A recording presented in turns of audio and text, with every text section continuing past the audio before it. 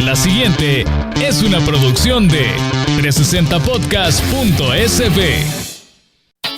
Diana Verónica y Tony, la entrevista, se sube todos los días a 360podcast.sb, el primer hub de podcast en El Salvador. O puedes volver a escucharla por Spotify, Google Podcast, Apple Podcast, Amazon Music o TuneIn.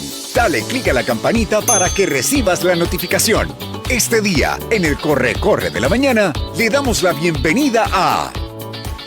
Diana Verónica, si hay un sector que no tenés mucho que ir a ver estadísticas porque se ve en el paisaje urbano o en el interior del país, ves grúas, ves construcciones, ves trabajadores. Hombres trabajando. ¿Verdad? Que van creciendo las edificaciones. Es el sector construcción. En efecto, y ¿verdad? Uno dice, algo pasa, algo está sucediendo. Sí, cuando ves construcciones, ves que se está dinamizando la economía. Y además hay que decir que las construcciones, sobre todo de carreteras, de áreas públicas, nos benefician a todos.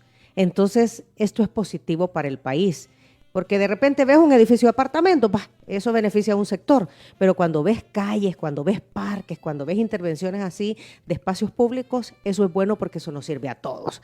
¿Y quién está detrás? Bueno, la industria de la construcción, y hay una cámara que rige esta industria, que es la Cámara Salvadoreña de la Industria de la Construcción, Casalco. Así que tenemos ahora al director ejecutivo de la Cámara. Así conocido como el tío. El ingeniero José Antonio Velázquez. Ya vas a contar él porque le decimos el tío. Bienvenido. Con gusto. Bueno, muchísimas gracias, Diana Verónica, Tony. Siempre es un gusto estar aquí y compartir con ustedes las realidades de nuestro sector. Como ustedes bien decían, si una particularidad tiene el sector construcción es que he visto, inmediatamente nos damos cuenta de lo que está pasando. Hay otros sectores que son importantes para el país también, pero ellos funcionan, operan más privados, si lo podemos decir, pero no tienen ese impacto visual de ruido, de incomodidades que nosotros causamos como sector, pero como Diana Verónica bien lo explicaba, son partes del desarrollo y del progreso de un país. Esa es una realidad. Tanto la obra pública como la privada. Totalmente. Y me gusta cómo Diana Verónica empezó diciéndolo, porque esa es una realidad que nosotros tenemos que saber y que aceptar. La obra pública es necesaria, porque la obra privada nosotros a veces podemos pensar que beneficia a algunos sectores en particular. Por ejemplo, si están haciendo un edificio de apartamentos, aunque yo ya les voy a contar todo lo que se está haciendo en ese aspecto en el país en este momento y lo que nosotros vemos que viene, se necesita de una obra pública que sustente eso, lo que se conoce como la infraestructura pública, que muchas veces la vemos y muchas veces no. Por ejemplo, la que más vemos es la red vial. Si nosotros vemos ahorita lo que está sucediendo en la zona rosa, que nos causa incomodidades, o en los alrededores del Gimnasio Nacional, por el tema de Mis Universo y otros lugares, decimos, qué incómodo, no sé qué, y echamos las bandeadas. Tenemos razón. Pero cuando eso esté terminado y veamos el beneficio que nos trae, decimos, qué bonito quedó, esto era necesario. Qué chido está la calle, ya no me salte el carro. Sí. Exactamente. Y hablando de eso, en realidad la red vial que nosotros tenemos, comparándola con la de otros países, tenemos una buena red vial. Esa brincadera del carro, por ejemplo, en países más desarrollados, aunque no creamos, se siente más que aquí. Entonces, el tema de la infraestructura es importante, y hay infraestructura que vemos que la red vial es la principal que nosotros vemos, nos damos cuenta día a día, pero hay otra infraestructura que nosotros no nos damos cuenta. Por ejemplo, toda la infraestructura que tiene que ver con el suministro de agua potable, los alcantarillados que necesitamos para desechar esas aguas, la electricidad, las telecomunicaciones, la salud, la educación. Entonces hay otras cosas que están todo alrededor de eso. Entonces, idealmente, en un país que está en un buen desarrollo, la inversión en infraestructura pública debe ser mayor a la inversión en privado. ¿Por qué? Porque esta es, como dijimos antes, la que genera que los privados inviertan, que inviertan de una mejor forma y que se desarrollen los proyectos privados que también nos benefician a todos. Mira, y no lo decimos nosotros, lo dicen las estrategias internacionales. Fomilenio 2 estuvo enfocado en la infraestructura que provocara que la inversión viniera. Por eso se dedicaron a construcción de carretera, alcantarillado, saneamiento de agua, correcto, ¿verdad? De manera que toda esta infraestructura esté dada para que vengan otros e inviertan. Totalmente. Entonces eso es importantísimo. ¿Por qué? Porque como ustedes ya mencionaban, el sector construcción, aparte de lo que nosotros visualmente vemos, es una realidad y nosotros lo vemos con datos del Banco Central de Reserva, de diferentes instituciones, que nosotros somos la punta de lanza del desarrollo de una economía. Nosotros decimos, la construcción es la cara visible del desarrollo de una economía. Ayer los industriales estuvieron aquí. ¿Cuánto era el porcentaje de aporte al Producto Interno Bruto? 2.5, ¿no era? No, 4. En la industria de la construcción, ¿cuánto? Imagínate, ¿Cuánto del PIB? nosotros aportamos como industria de la construcción como tal, como construcción, y ya se lo voy a separar, les voy a decir por qué les digo, como construcción aportamos ahorita, según el cierre del último año, alrededor del 6%, un 5.96% del PIB nacional. Pero si a eso le sumamos las actividades inmobiliarias, que es todo lo que se desarrolla alrededor de la comercialización, bienes raíces, venta, bienes raíces, etcétera, estamos sumando un 6.5 adicional. Entonces, entre los dos aportamos alrededor del 12% del PIB nacional, que ya es una cifra considerable en realidad y no es una particularidad de El Salvador. Esto se da a nivel mundial. De hecho, cuando hay una economía que ha caído por A, B o C razones, allá tuvimos nosotros los problemas que tuvimos alrededor del 2008, ustedes se han de recordar 2008-2009, los países lo que hacen es inyectar para que haya construcción porque esto inmediatamente genera un dinamismo. La construcción tiene un factor multiplicador.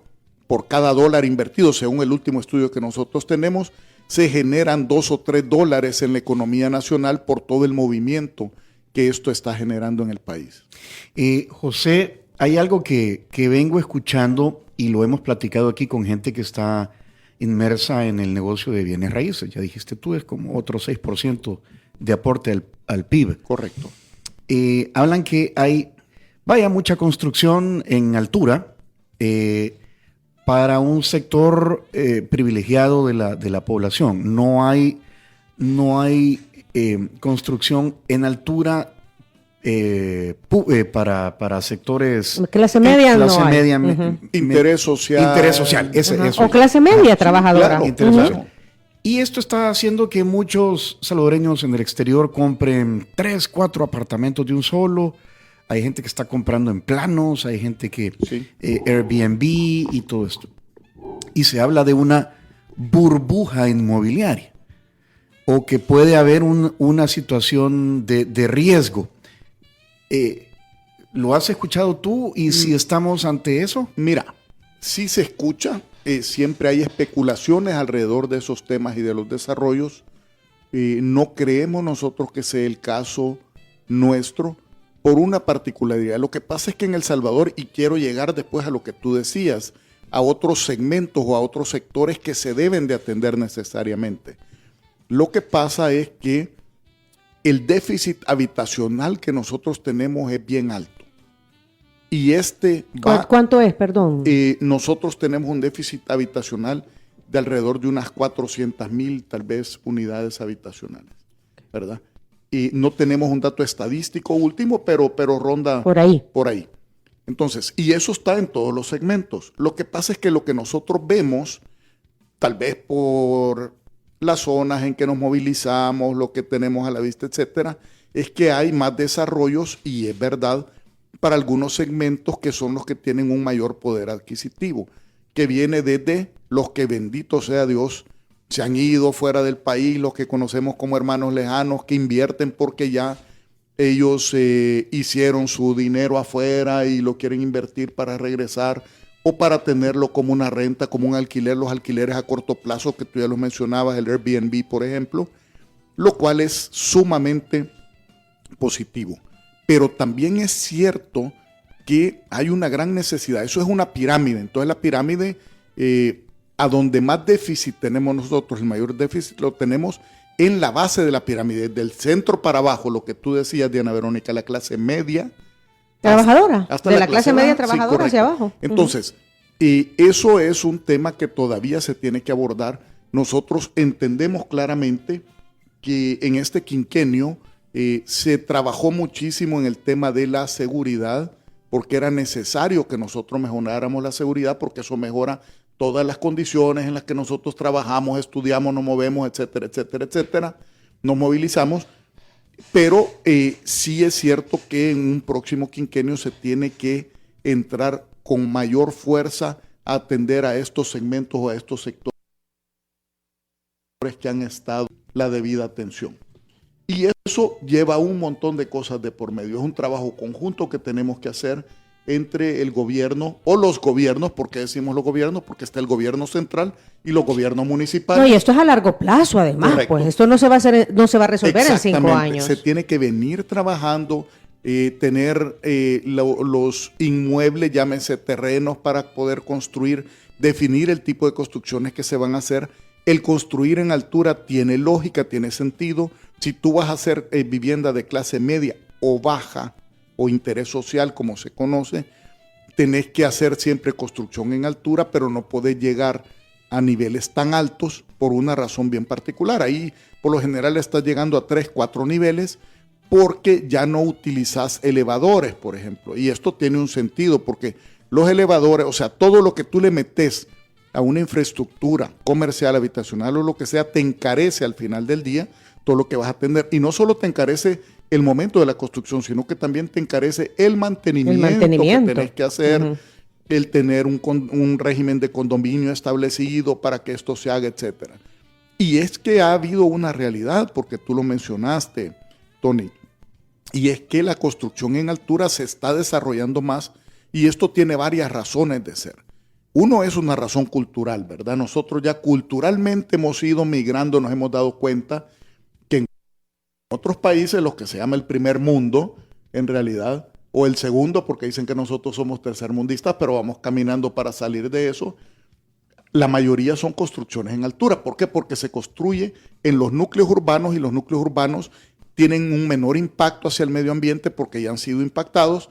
Entonces ya nos fuimos acostumbrando nosotros a que se puede vivir en altura y que es cómodo vivir en altura, que es conveniente vivir en altura, que es seguro vivir en altura, etc. Y que te dé estatus, porque vamos a ser claros también, José Antonio. Lo cual no era así hace unos años. Exacto. Hace 50 años desarrollaron el Centro Urbano Montserrat, el Centro Urbano Sacamil. Entonces, para la gente, apartamento era ush. Exacto. Eso de no, hecho, porque eso es de cualquiera. Yo vivo en casa. Multifamiliares, les decía. Sí, exacto. Va, fíjense bien eso. De hecho, fíjense que ahora vivir en apartamentos es estatus. En esa época que tú mencionabas, y aquí quiero ser bien claro que en ningún momento estamos queriendo decir este es más, este es menos. O sea, todos tenemos nuestras condiciones de acuerdo a lo que nos hemos esforzado, que la vida nos ha dado, las condiciones, etcétera. Los que dormimos tranquilos. Sí, pero hay una realidad. En aquel momento, cuando se hablaban de los famosos multifamiliares, qué bueno que tú lo dijiste, que eran edificios de apartamentos, la gente decía, uy, ahí no, porque eso es para la clase baja. Cuando la gente se fue de aquí, algunos que salieron del país en aquella época, que se fueron a vivir a edificios de apartamentos, les decían, allá viven en la Sacamil en otro lado, mejor vivo en mi casa aquí y no en la Sacamil en otro lado. Como que eso hubiera sido malo. Y ahora nos damos cuenta que no.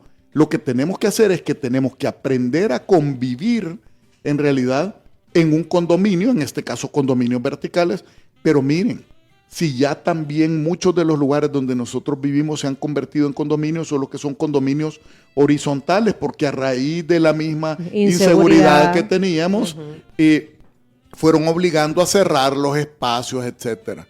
Y eso no solo es aquí, es en otras partes del mundo.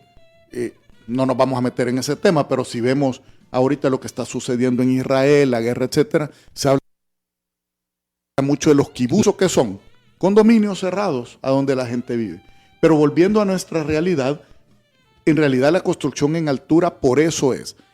Nos hemos desarrollado más culturalmente, nos gusta, nos hemos dado cuenta que es conveniente vivir ahí, que te da un estatus, que es más seguro, que es más cómodo, que te requiere menos para mantenerlo, para limpiarlo, etcétera. Depende, ¿verdad? Porque hay algunos mantenimientos también, dependiendo de las amenidades que podamos tener en los edificios, que también te los vuelven caros. Pero por eso hay que buscar ese balance. Nosotros, de hecho, ya hemos venido trabajando en diseños, en proyectos que se pueden perfectamente desarrollar para interés social y se pueden hacer de esa forma. Pero hay constructores, perdón, Diana, interesados en entrarle a Totalmente. a complejos de interés. Totalmente. Lo que pasa Sí, es que sí los hay. Sí, se tienen que dar las condiciones y es un trabajo conjunto que tenemos que hacer. ¿Cuáles son entre esas los gobiernos y condiciones? nosotros. ¿Cuáles son esas condiciones? Poder, por ejemplo, ubicar algunos de ellos en terrenos que sean de costos más bajos. ¿Por qué? Porque mucho de lo que te encarece ahorita En la tierra. es la tierra. Tenemos tierra escasa, sabemos que vivimos en 21,000 kilómetros cuadrados, etcétera, etcétera. Aunque si vemos nuestro país en realidad poblado o sobrepoblado, podemos tener varios habitantes, pero en realidad núcleos de desarrollo no hay. Tenemos un país bastante verde, en realidad. El problema que tenemos es que está concentrado en Pero el digamos, metropolitano. Eso es ¿verdad? bastante normal. Entonces, tú lo que tenés que hacer para tener tierras más baratas es buscarlas afuera de estas urbes, que es donde los terrenos se te vuelven más caros, y al buscarlas afuera de estas urbes, eso te lleva a algo más.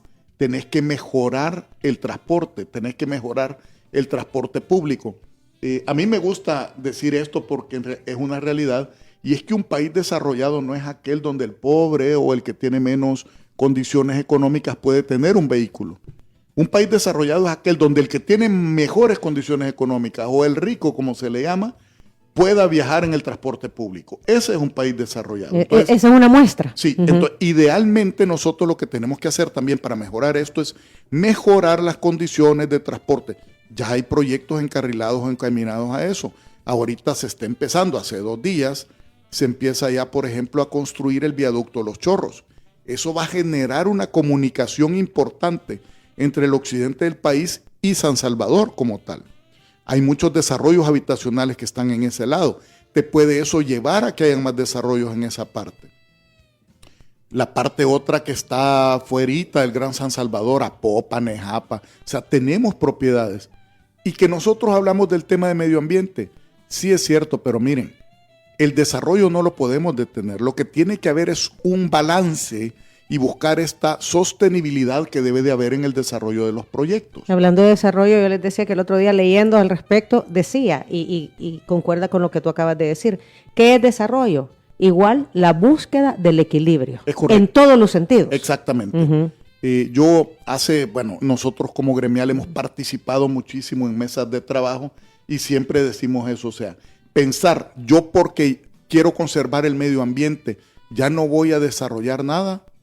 ¿Y a dónde va a vivir la gente? ¿Y a dónde va a estudiar? ¿Y a dónde va a tener sus cuidados de salud? Entonces, eso es una forma errónea de conceptualizar el desarrollo. Nosotros nos debemos de desarrollar buscando el equilibrio, lo que tú decías, buscando cómo poder equilibrar y buscar esta sostenibilidad, esta sustentabilidad que nos permita a nosotros seguirnos desarrollando y balancear con los daños medioambientales que podemos causar. Porque van a haber daños, sí, pero los podemos compensar. Pero ¿cómo los compensamos? Son las 8:30, hay que ir a una pausa, José Antonio, y yo quisiera dejar planteadas 2 situaciones. Una, que te acordás, Tony, que hace como unos 5 años quizás habrá sido, José Antonio, conversamos con Casalco y nos decían que habían presentado un proyecto o iban a llevar un proyecto a la Asamblea Legislativa sobre vivienda de interés social, creo que así se llama. Vivienda. En aquel momento se llamaba Ley de Intereses Preferenciales. Después le cambiamos nombre y dijimos que se debería de llamar la Ley de Inclusión Habitacional para poder incluir a todos, pero con gusto podemos hablar de eso. ¿Qué pasó con ese proyecto? Porque era precisamente la propuesta para que todos tengamos acceso a vivienda. Correcto. ¿Verdad? Muy bien. Ya vieron el desayuno de San Martín, como es costumbre, como es usual en este programa, ¿verdad? Para compartir los alimentos con nuestro invitado, en este caso, José Velázquez. Él es el director ejecutivo de la Cámara Salvadoreña de la Industria de la Construcción. ¿Qué tiene San Martín? Todavía estamos en octubre. Mira, compañero, el pumpkin pie. Eso es el platillo de estos días, ¿verdad? El delicioso pie de calabaza con queso crema, que también tiene un ligero toque de especias, muy rico, elaborado dentro de una corteza ligera y delicada. También está el Pumpkin Love, suave pan de calabaza decorado con semillas de calabaza. Búsquelos en su tienda favorita de San Martín o pídalos al servicio a domicilio de San Martín, 2215-1515.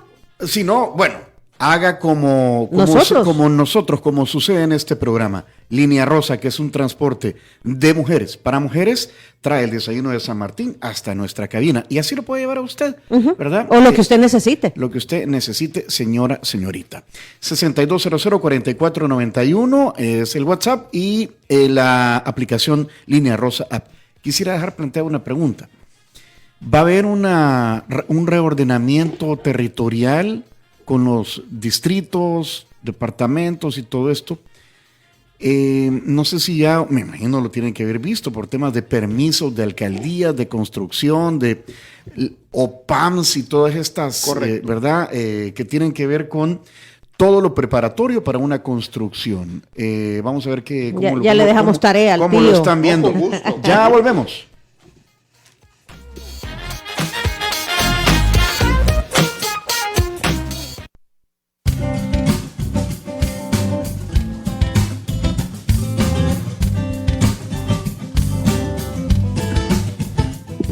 Entretenida también la charla cuando estamos desayunando rico, gracias a San Martín. Muy agradable compartiendo los alimentos, gracias a San Martín. Nos acompaña el ingeniero José Antonio Velázquez, conocido como el tío Velázquez, director ejecutivo de la Cámara Salvadoreña de la Industria de la Construcción. Quedaron pendientes dos temas. Sí, primero decíamos la propuesta que hizo Casalco a la Asamblea Legislativa que fue presentada para el desarrollo de vivienda, pero yo quisiera que mejor lo mencionara él cuál es el nombre correcto. Con gusto. Bueno, primero agradecerles el desayuno, ¿verdad? De San Martín. Riquísimo. Feliz, vea. Sí, súper rico. Feliz el tío. Dan ganas de venir aquí todos los días.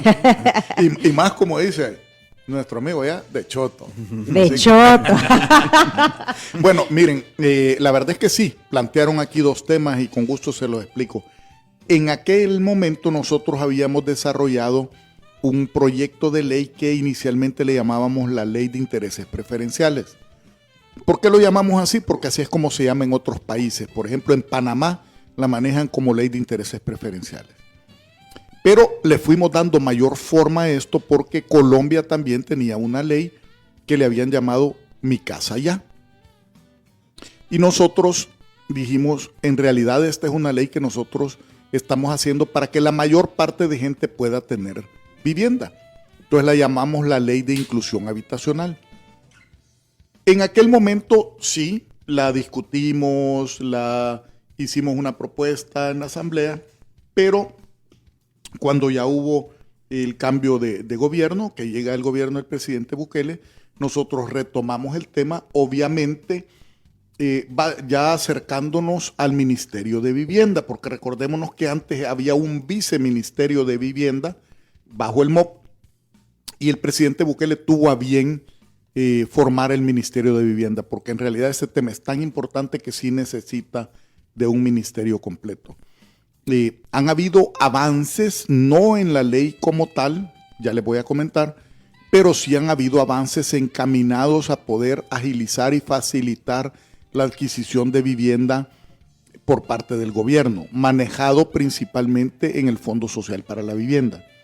Y yo aprovecho pues para hacer este comercial y decirle a la gente que se acerquen, que muchas veces no lo hacemos porque todos tenemos derecho, podemos tener derecho a un financiamiento del Fondo Social para la Vivienda, y el Fondo Social para la Vivienda ahora tiene un techo de crédito de hasta $150,000. Entonces, ya se puede comprar. Ya con 150,000 ya tenés algo totalmente. Decente. Entonces, eso han generado programas cero prima, con intereses bajos, etcétera.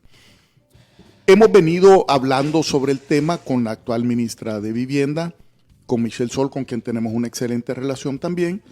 Y el tema no está totalmente descartado. De hecho, ellos lo están viendo, lo están analizando, porque como les decía yo al principio del programa, ya se trabajó la seguridad, gracias a Dios estamos bastante bien en eso. Ahora hay que abordar otros temas. Y uno de los grandes temas que hay que abordar en el siguiente quinquenio es la vivienda, y la vivienda de interés social. Entonces, ¿de qué se trata esta ley? Como nosotros decíamos, miren, esta es una propuesta. No quiere decir que se tiene que hacer así como la proponemos, o inclusive se pueden tomar elementos de la propuesta para poder tener una ley propia que ellos puedan desarrollar. Pero básicamente esto de lo que se trata es de poder darle a la gente facilidades en cuanto a los intereses que van a pagar por sus créditos para poder generarle, como decimos en el caló salvadoreño, más oxígeno al mismo dinero que nosotros recibimos mes a mes.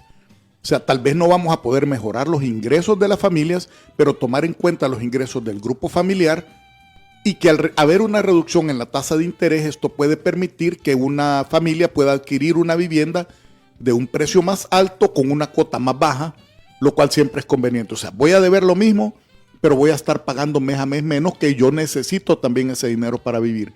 Y esa reducción en la tasa de interés que hacen los bancos, las instituciones financieras, porque ahí se tiene que incluir todo, en realidad viene a formar parte de un subsidio, y aquí me gustaría aclarar que subsidio no debe ser una mala palabra, porque lo vemos como que los subsidios no deberían de existir. ¿Cómo no? Los subsidios bien focalizados, bien encaminados, sí deben de existir.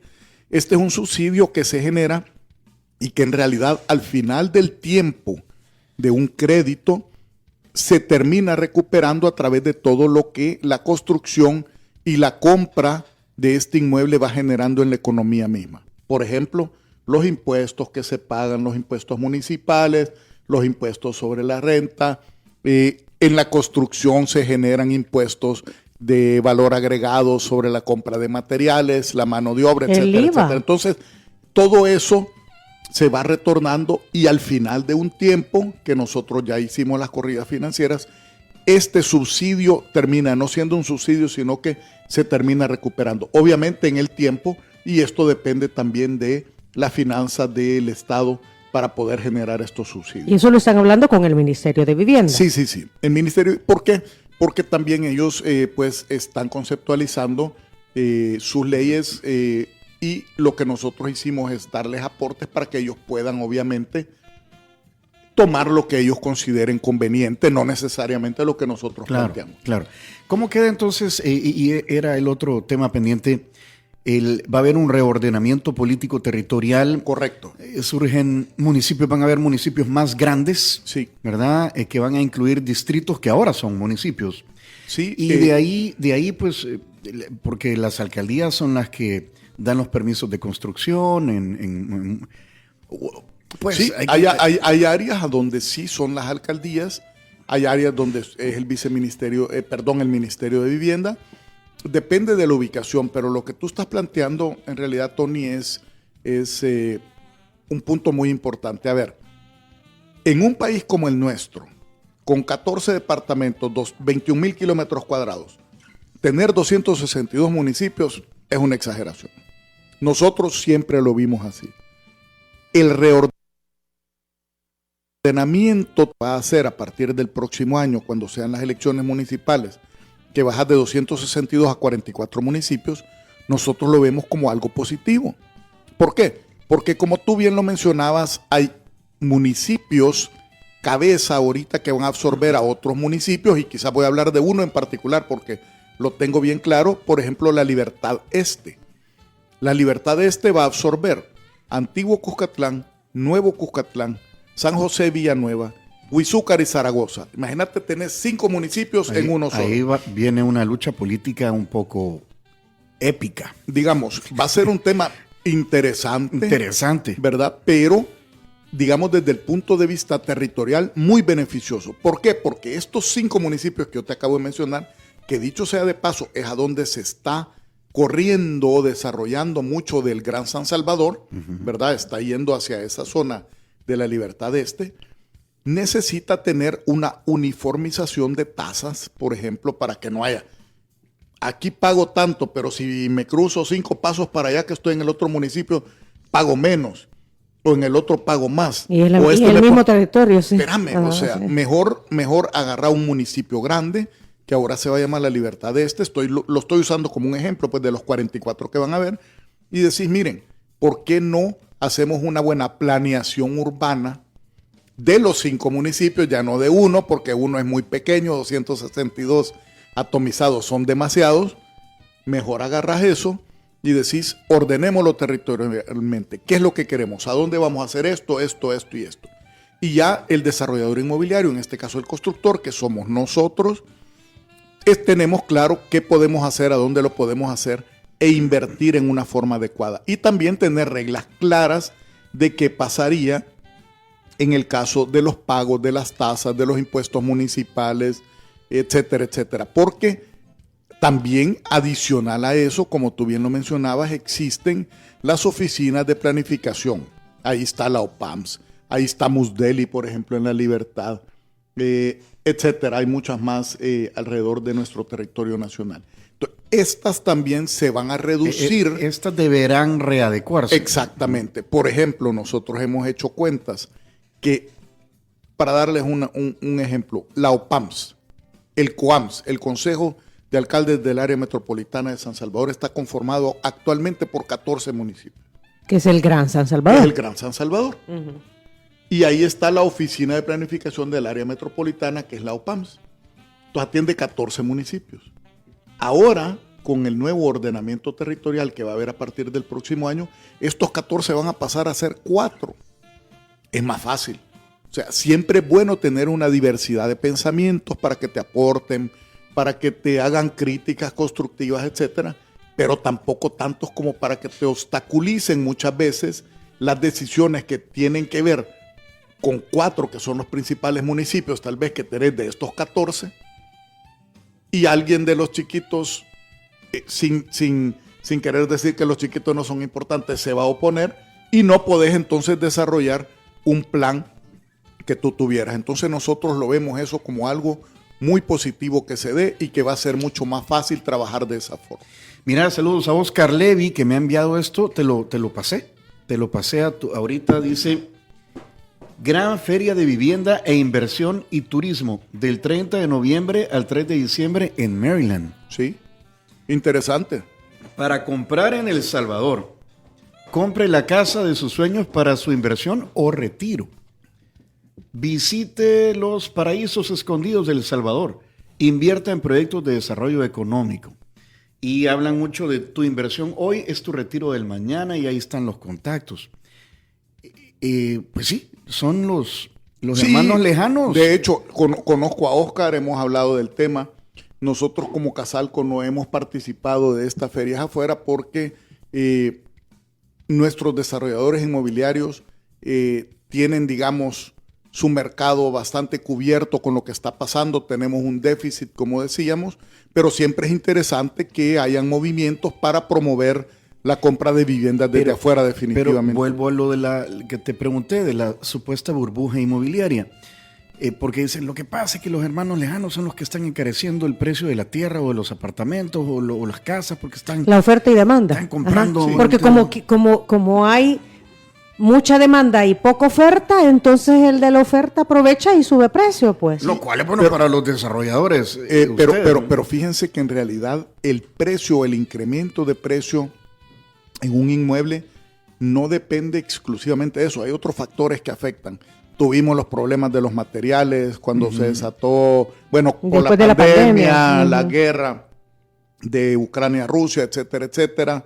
Y las gestiones, los trámites, entre más largo sea el proceso de obtención de trámites y permisos que tú tengas en un proyecto, eso también te encarece financieramente hablando. La falta de infraestructura, si no tienes suficiente infraestructura, te toca a ti. Sí, volvemos al alcantarillado sanitario, entonces ahí es donde es una combinación. El tema de los precios es una combinación, pero obviamente sí debe de existir algún tipo de regulación, medida para que no se abuse sobre los precios, y principalmente ahí estamos hablando de los precios de la tierra más que de la construcción como tal. El precio de la construcción es más controlado. Ahí tenés la mano de obra también, que nosotros en nuestro carácter particular, digamos, como gremial negociamos un contrato colectivo cada 3 años, tenemos eso medido, pero van habiendo incrementos. Entonces eso también hace que los precios suban o bajen. Que si te van a comprar nuestros hermanos que están afuera, sí, tiene alguna influencia, pero no todo lo que se vende actualmente está siendo comprado por nuestros hermanos de afuera.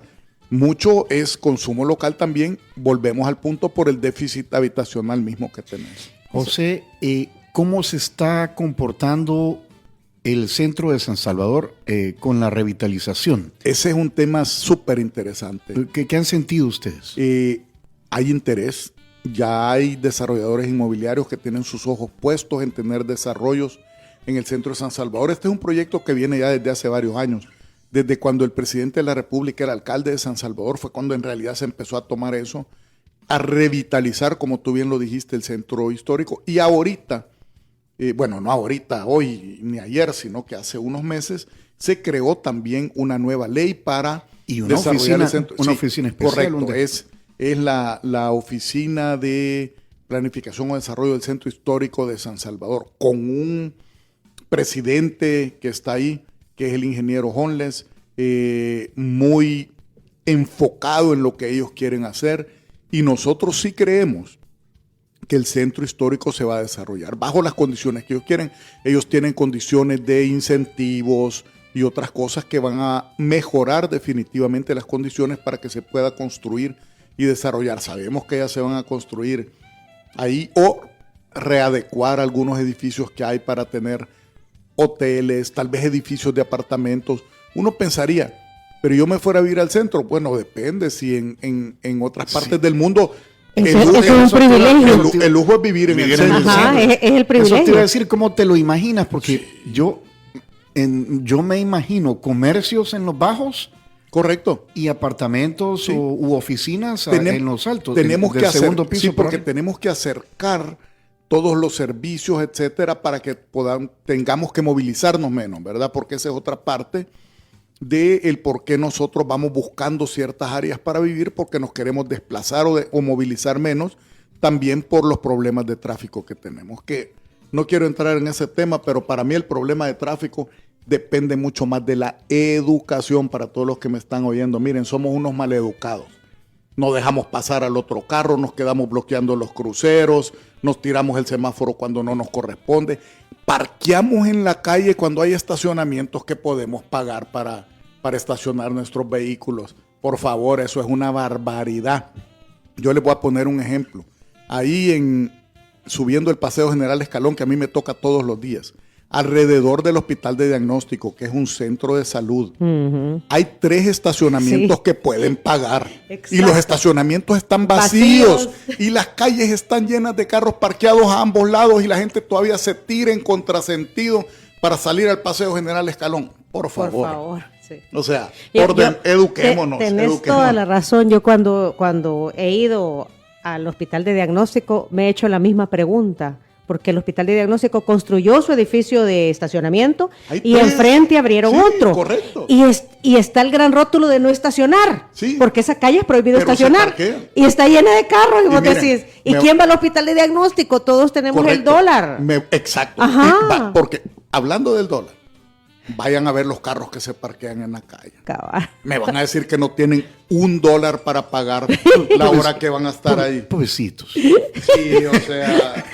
Me llega. De verdad. No, hagamos un programa sí. solo de eso, porque tenemos que incentivar y tener una campaña intensiva. Pero yo les voy a decir algo. Si a mí me preguntaran, las multas deberían de ser altísimas. La gente dice, ay, es que qué barbaridad las multas, ¿cómo las quieren poner? Y que vas a infringir la ley, porque te van a poner multas solo si tú infringís la ley. Pues sí. Si no, no, entonces que las pongan altísimas, porque eso va a generar... Vaya, él es de mi team, ya ven. Pues hagamos un programa de eso. Sí, yo les digo que no sea de 100, que sea de $1,000. De acuerdo, ese ¿verdad? es mi número. Que si andas tomado manejando $5,000 de multa. Dele. Vaya, Pobrecita la gente, no. Pobrecito el que va a incumplir. Hagamos un programa de eso. Démosle. 9 de la mañana en punto. Creo que... hemos tratado de tocar algunos temas, pero como tú decías, el tema de la construcción es transversal. Pero digamos que es un sector que hoy por hoy va caminando. Me dice la Totalmente, y creemos que vamos a tener muchísimo más crecimiento este año que el anterior por el inicio de desarrollo de proyectos estratégicos importantes, y uno de ellos es el viaducto Los Chorros, que ya empezó. ¿Cuánto aporta la industria de la construcción al PIB, decías? 5.9%, 6%. El 15% aporta la industria, me está confirmando el área de comunicaciones de la ASI. Entonces estamos similar, mira, porque nosotros sumamos eso más el...